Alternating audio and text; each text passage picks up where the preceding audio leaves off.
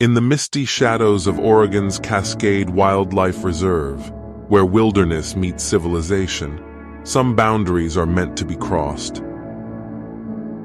When wildlife ranger Ethan Holloway hears a sound that doesn't belong in his forest, the cry of an abandoned child, he discovers 3-year-old David alone on a deserted road. But Ethan isn't the first to find him.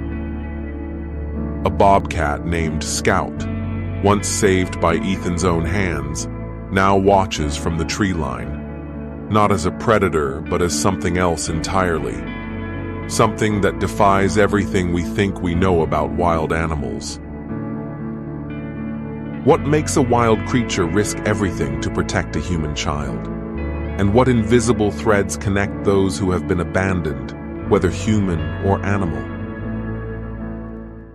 The morning mist hung low over the Douglas firs at Cascade Wildlife Reserve, 30 miles east of Portland, Oregon. The early October air carried the first hints of autumn's chill, though the sun promised warmth as it began its ascent. Wildlife ranger Ethan Holloway made his usual rounds through the reserve's eastern sector, checking trail cameras and noting fresh tracks in the soft earth. At 48, with weathered skin that told of decades outdoors and salt and pepper hair beneath his ranger hat, Ethan moved with the quiet confidence of someone intimately familiar with the wilderness. "Morning, Marjorie," he called as he entered the ranger station, a rustic lodge-style building that served as headquarters for the reserve's conservation efforts. Marjorie Davis, the reserve's senior administrator, looked up from her computer with a smile that creased the corners of her eyes. At 62, she'd been managing the reserve's operations longer than most of the younger rangers had been alive. "Ethan, just the man I wanted to see. We've got activity on the North Ridge camera again. Looks like Scout's expanding his territory." She swiveled her monitor to show footage of a bobcat moving with deliberate grace through a clearing. Ethan leaned closer, his face softening at the sight of the tawny feline. "Scout's looking healthy. Good muscle tone, coat's in great condition." He couldn't help the pride that crept into his voice. 4 years earlier, Scout had come into Ethan's life as a severely malnourished kitten, found beside his mother's body after she'd been struck by a car near the reserve's boundary. Against protocol, and his better judgment, Ethan had personally overseen Scout's rehabilitation, bottle-feeding him in the reserve's Wildlife Recovery Center until the bobcat was strong enough to be gradually reintroduced to the wild. Though fully independent now, Scout remained unusually tolerant of Ethan's distant presence and occasionally appeared near the ranger's usual patrol routes, as if checking in. "You and that cat," Marjorie said with affectionate exasperation. "I've never seen anything like it. He should be completely wild by now." Ethan shrugged, straightening up. "He is wild, Marge. Just remembers who fed him when he couldn't feed himself. Animals don't forget kindness." "Well, speaking of not forgetting," Marjorie said, shuffling through a stack of papers, "the school group from Cedar Ridge Elementary is still scheduled for tomorrow. 34th graders and 5 parent chaperones." Ethan groaned. "Tomorrow?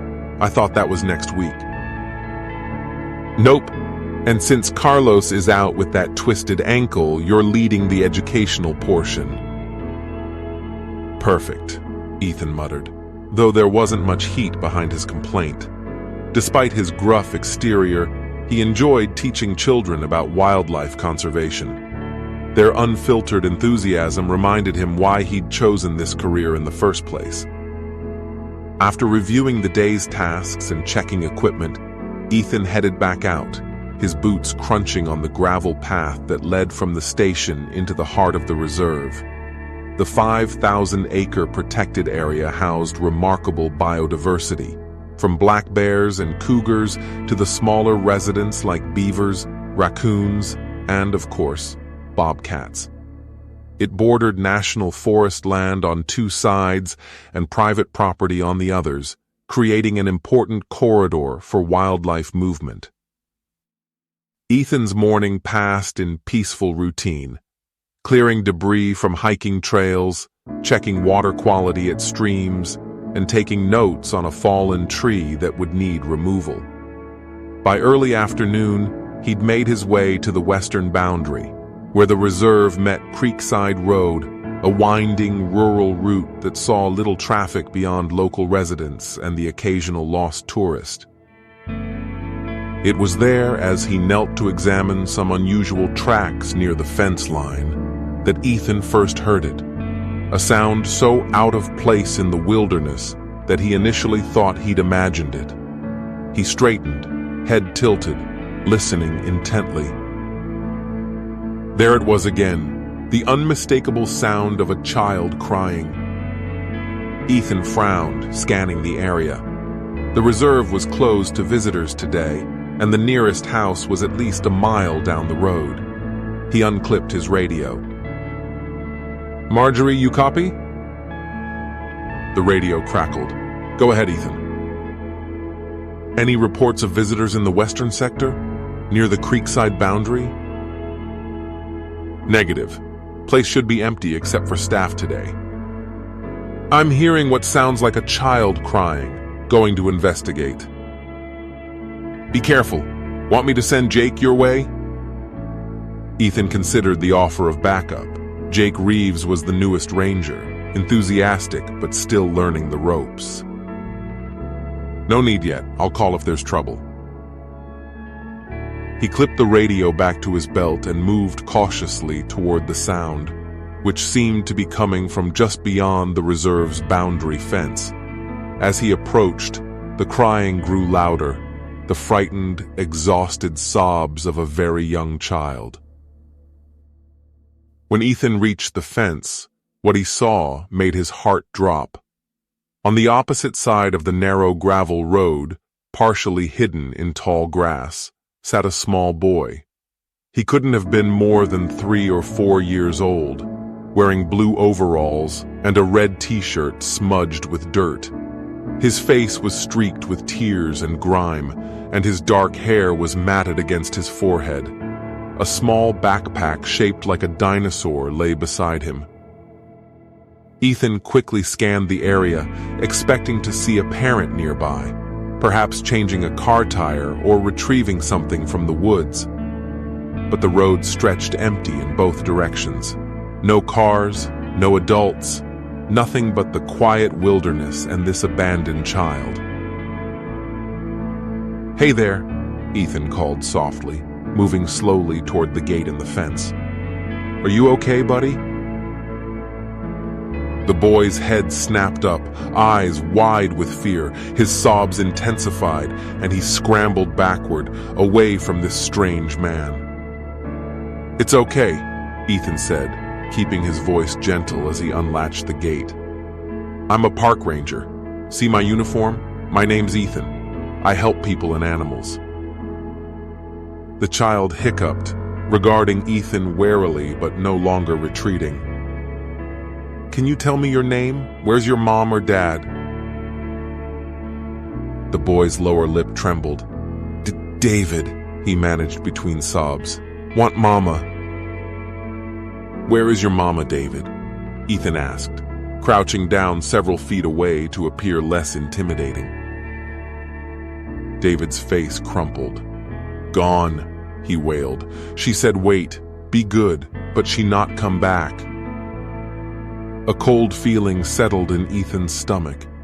He'd worked for the Park Service long enough to know that people sometimes use the remote areas around reserves to abandon unwanted pets. The thought that someone would do the same with a child was almost incomprehensible. "How long have you been waiting, David?" he asked, fighting to keep his voice steady. David shrugged helplessly, too young to have a clear concept of time. Ethan was about to move closer, when movement in his peripheral vision caught his attention. He turned his head slowly, careful not to make any sudden movements that might startle either the child or the newcomer. Scout stood at the edge of the tree line, his tufted ears forward in alert curiosity, tawny coat almost glowing in a shaft of sunlight that broke through the canopy. The bobcat's gaze fixed on the small human, nostrils flaring as he processed this unfamiliar scent and sound. Ethan froze. While Scout had never shown aggression toward humans, he was still a wild predator weighing close to 30 pounds, with instincts that could be unpredictable.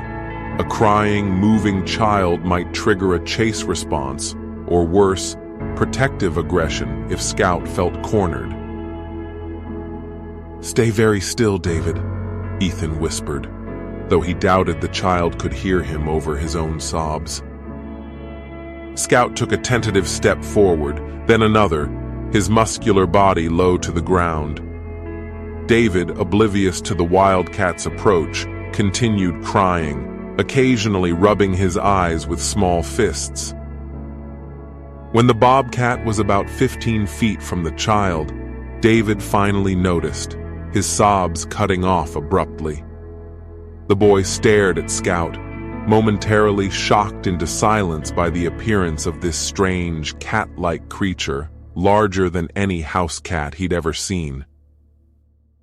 Scout stopped, ears swiveling forward, yellow eyes intense with focus.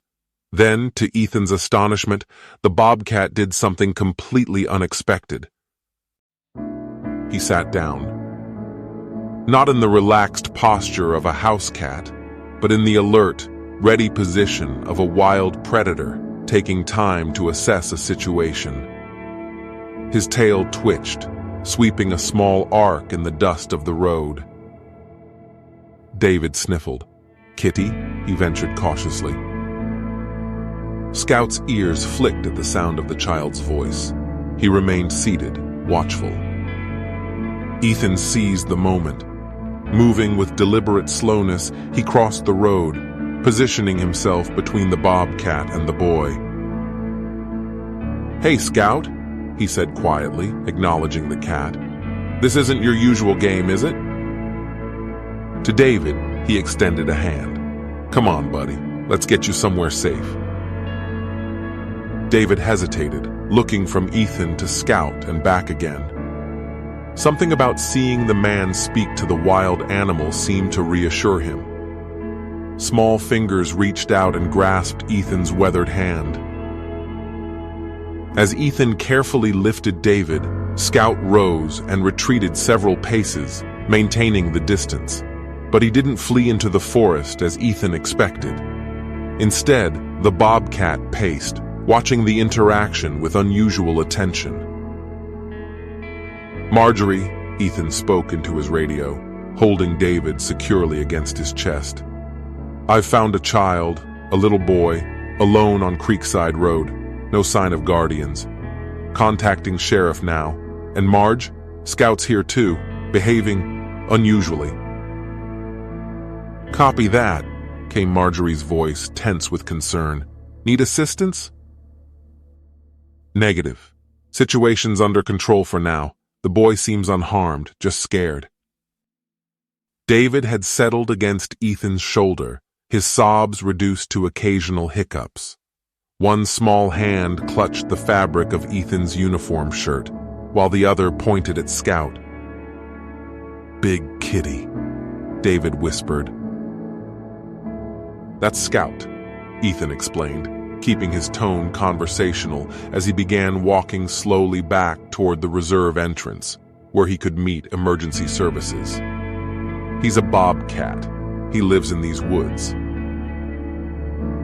"Scout," David repeated, watching the bobcat over Ethan's shoulder. To Ethan's continued amazement, Scout paralleled their path from a distance, staying within the tree line but clearly following their progress. "This is weird even for you," Ethan muttered to the cat. When they reached the gate, Ethan carefully maneuvered through with David, making sure to secure it behind them. Scout stopped at the tree line, sitting again, watching. Ethan couldn't shake the feeling that the Bobcat somehow understood the gravity of the situation. 20 minutes later, a sheriff's department cruiser pulled up to the reserve entrance, followed by a county social services vehicle. Deputy Sheriff Mia Chen emerged from the cruiser, her expression grim as Ethan briefed her on how he'd found David. "We've got a security camera at that entrance," Ethan added. "Might have caught whoever left him." Sophia Ramirez, the social worker, had already coaxed David into her care and was gently questioning him while assessing for injuries. "He seems physically unharmed," she reported, "but he's dehydrated and hungry. Says his mama told him to wait and be good." Deputy Chen's jaw tightened. "We'll check the camera footage. Any ID or note with the child?" Ethan shook his head, then remembered the backpack. "There was a dinosaur backpack with him. I grabbed it when we left." He retrieved it from where he'd set it beside the entrance booth. The backpack contained a change of clothes, a well-worn stuffed elephant, a sippy cup, and a wrinkled envelope. Deputy Chen carefully opened the envelope, extracting a handwritten note and a birth certificate. Her expression darkened as she read. "The note's from the mother. Says she can't take care of him anymore, can't handle it. Says his name is David Parker, born July 12th, 2021. Father unknown." She sighed heavily. "We've been seeing more of these cases lately. Economy's rough, mental health services are stretched thin." "What happens to him now?" Ethan asked, watching as Sophia helped David drink from a water bottle. "Foster care, most likely," the social worker answered. "We'll try to locate relatives, but if the mother didn't list any emergency contacts..." She let the sentence hang unfinished. Ethan nodded, a heaviness settling in his chest. As they spoke, he noticed movement near the tree line. Scout was still there, just inside the forest boundary, watching the proceedings with unblinking attention. Deputy Chen followed his gaze. "Is that a bobcat? Should we be concerned?" "That's Scout," Ethan explained. "He's known to the reserve. Found him as a kitten, rehabilitated him. He's keeping his distance." The deputy raised her eyebrows. "And he's just watching us?" "Apparently. It's unusual behavior even for him." After reviewing the security footage, which clearly showed a gray sedan stopping briefly on Creekside Road 3 hours earlier, a woman helping David out of the car, speaking to him, and then driving away, Deputy Chen had enough evidence to open an abandonment case. The license plate was partially obscured by mud, but they could make out enough digits to start a search. As Sophia prepared to take David to the hospital for a checkup before placement in emergency foster care, the boy suddenly pointed toward the trees. "Scout come too?" he asked innocently. Ethan knelt beside him. "Scout has to stay in the forest, David. That's his home." David's face fell. "But he found me. He's my friend." The simple statement lodged in Ethan's heart like a thorn. This child, abandoned by the one person who should have protected him, had somehow formed an immediate connection with a wild animal, another creature who'd once been left alone to fend for itself. "I'll visit Scout for you," Ethan promised impulsively. "I'll tell him you're okay." David seemed to consider this, then nodded solemnly. "Tell him thank you." As the social services car pulled away, Ethan stood watching until it disappeared down the winding road toward Portland. Deputy Chen placed a hand briefly on his shoulder. "We'll find his mother," she said, though they both knew that even if they did, reunification might not be possible, or in David's best interest. Later that evening, as dusk settled over the reserve, Ethan found himself walking back to the spot where he'd found David. Scout was nowhere to be seen, but Ethan wasn't surprised. The Bobcat had his own routines, his own territory to patrol. "He's safe," Ethan said aloud to the empty forest. "The boy is safe." He felt foolish talking to an absent wildcat, but something compelled him to add, "Thanks for finding him, Scout. You did good." 2 weeks passed. Ethan went about his duties, led the school group tour, which went better than expected, despite one fourth grader's determined attempts to feed a squirrel part of his peanut butter sandwich, and tried not to think too much about the abandoned boy. He'd checked in with Deputy Chen twice, learning that David's mother had been identified as Jessica Parker, 24, with a history of untreated mental health issues and recent job loss. She was cooperating with authorities but was not in a position to care for David. No other relatives had been located. David remained in emergency foster care, a temporary arrangement, according to Sophia, when Ethan called her.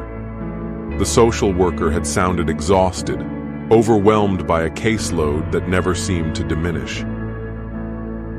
On a crisp Sunday morning, Ethan sat on his cabin porch, nursing a cup of coffee and watching the sunrise paint the mountains gold. His small cabin, a perk of his job, sat on reserve property, allowing him to be on site for emergencies. He treasured these quiet moments before the day began. A movement at the edge of the clearing caught his attention. Scout emerged from the tree line, moving with purpose directly toward the cabin. This in itself was unusual. While the Bobcat occasionally appeared when Ethan was on patrol, he'd never approached the cabin before. "Well, good morning to you too," Ethan said, setting his coffee mug down. "What brings you to my neck of the woods?" Scout stopped at the bottom of the porch steps, looking up at Ethan with an intensity that made the ranger shift uncomfortably. Then, the Bobcat turned his head toward the forest, looked back at Ethan, and repeated the motion. "You want me to follow you?" Ethan asked incredulously. "This isn't Lassie, Scout." The Bobcat made a low chirping sound, turned, and walked several paces toward the trees before stopping to look back. Curiosity won out. "Fine, I'm coming, but this better not be another dead raccoon." Ethan followed the Bobcat, who led him along a game trail for nearly half a mile before stopping at the base of a large Douglas fir. Scout looked up, then back at Ethan, making that same chirping sound. "What is it?" Ethan asked, scanning the area. The answer came in the form of a faint whimpering from above. Ethan's gaze shot upward, and there, wedged precariously in a crook about 20 feet up, was a small gray and white cat, obviously someone's pet, trembling and meowing pitifully. "Well, I'll be damned," Ethan muttered. It took 30 minutes, a scratched forearm, and more curse words than Ethan would care to admit, but he eventually rescued the terrified house cat. Scout watched the entire process from a distance, only disappearing when Ethan started back toward the cabin with the rescued cat secured in his jacket.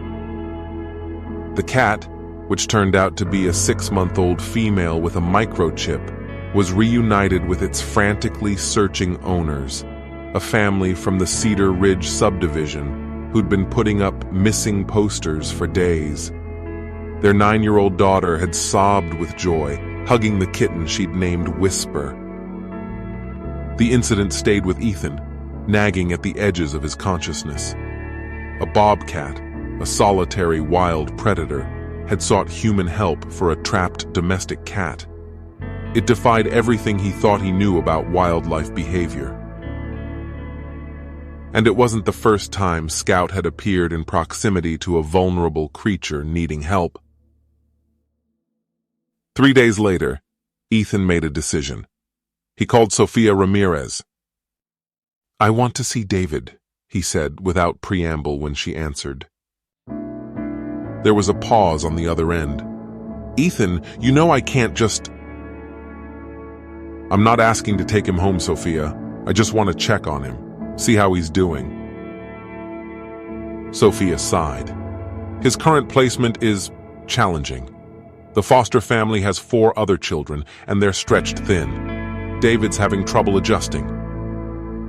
"Please," Ethan said quietly. Another pause. Longer this time. "I can arrange a supervised visit. As the first responder in his case, it could even be beneficial for him to see a familiar face." She hesitated. "There's something else you should know. He keeps asking about the big kitty." 2 days later, Ethan sat in a sterile visitation room at the County Department of Human Services building, waiting nervously. When Sofia led David in, the boy looked smaller than Ethan remembered, his eyes downcast, shoulders hunched. But when he looked up and saw Ethan, his face transformed. "Ranger Ethan!" he exclaimed, rushing forward. The visit lasted an hour. David proudly showed Ethan the stuffed elephant, named Ellie, that had been in his backpack. He asked about the forest and, inevitably, about Scout. "I told Scout you're safe," Ethan assured him. "He helped another cat recently, a little lost house cat stuck in a tree." David's eyes widened. "He's a helper kitty." "Yes," Ethan agreed, something resolving inside him. "I guess he is." After the visit, Sofia walked Ethan to his truck. "David did better today than I've seen since placement," she noted. "He's been withdrawn, hardly eating. The foster mother's at her wit's end." Ethan leaned against the truck, arms crossed. "I've been thinking, Sofia." She looked at him knowingly. "That's dangerous." "I want to apply to foster David." Sofia's expression softened. "Ethan, foster parenting is incredibly demanding. Your job, your lifestyle."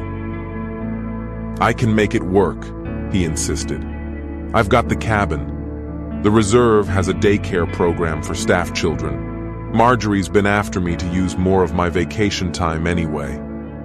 He ran a hand through his hair. "That boy has no one, Sofia. No one except a bobcat who somehow knew he needed help."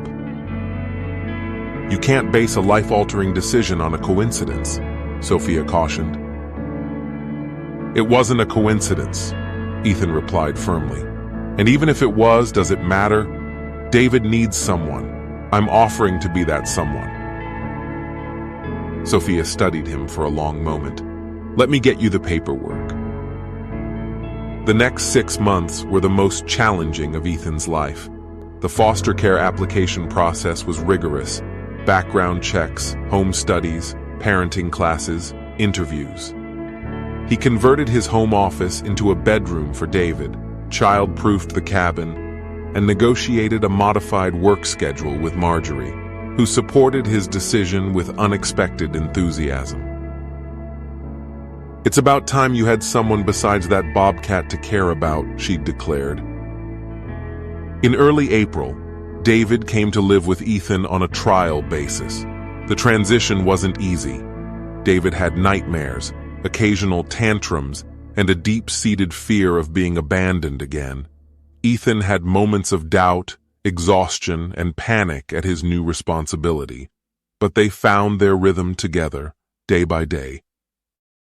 David attended the reserve's small staff daycare while Ethan worked, and often accompanied him on the safer aspects of his rounds on weekends.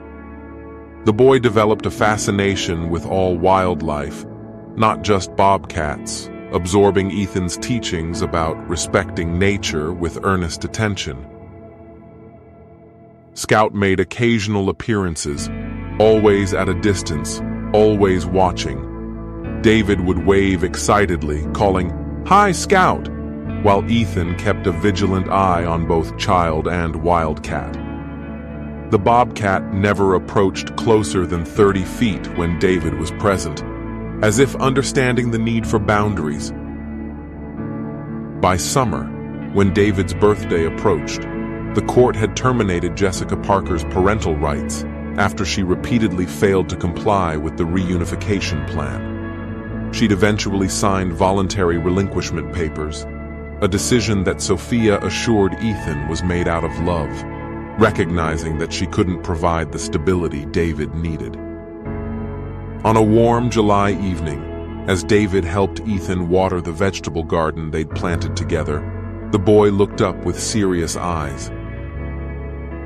"Are you going to be my forever daddy?" he asked directly. Ethan knelt in the soil beside him. "I'd like to be, if that's okay with you. The judge still has to say it's okay, but I've asked to adopt you." David considered this with the gravity only a 4-year-old could muster. "Will I still get to see Scout sometimes?" "From a safe distance," Ethan promised. "Always from a safe distance." That night, as Ethan tucked David into bed, the boy clutched Ellie the elephant and asked for his favorite bedtime story, the tale of how Scout the Bobcat had found him when he was lost and scared. "Scout knew you needed help," Ethan concluded softly, brushing David's hair back from his forehead. "Just like he knew the little house cat needed help. Some animals just have a special way of understanding." "And some people," David murmured sleepily. "You understood too." As David drifted to sleep, Ethan stood by the window looking out at the darkened forest. A movement caught his eye, a familiar tawny form at the edge of the cleared area around the cabin. Scout sat motionless, yellow eyes reflecting the cabin's light. "Thank you," Ethan whispered toward the window. The Bobcat remained for a moment longer, then melted back into the forest, a wild creature returning to his wilderness home, having somehow, against all odds, helped create a family from 2 souls who had been alone. In the quiet of the cabin, with David's gentle breathing the only sound, Ethan felt a profound gratitude for the mysterious ways of nature and the unexpected paths that lead to belonging. Tomorrow would bring paperwork and court dates, preschool registrations, and pediatrician appointments, all the mundane details of building a human life together. But tonight, in this moment, it was enough to know that sometimes rescue flows in both directions, and that finding each other, whether human or animal, is the greatest wilderness miracle of all.